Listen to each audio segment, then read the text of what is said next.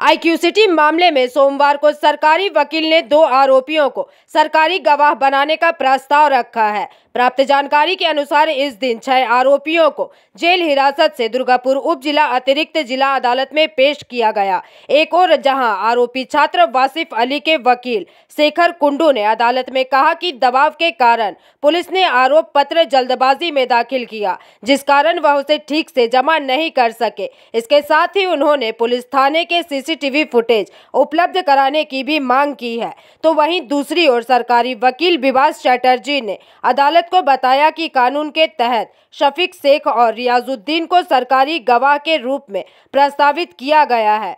सूत्रों से पता चला है कि दोनों पक्षों की दलीलें सुनने के बाद न्यायाधीश ने सोमवार दोपहर 12:30 बजे सभी 6 आरोपियों को 1 दिन की जेल रिमांड पर भेजने का आदेश दिया है।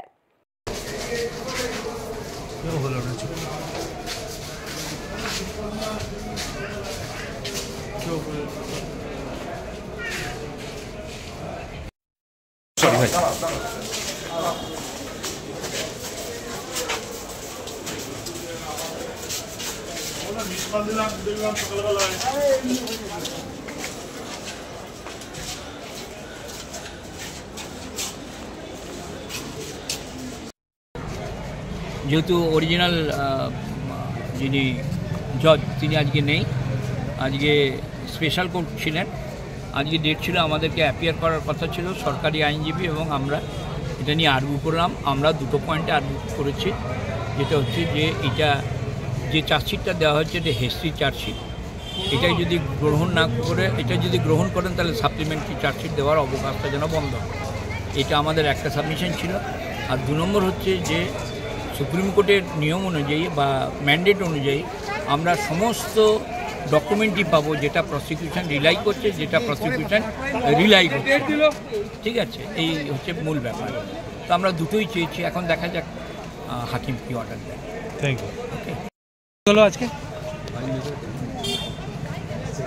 স্যার বলার মতো কিছু নেই, কিছু তো বলুন একটু। সব সিক্রেট কি বলা যায় নাকি বাবু?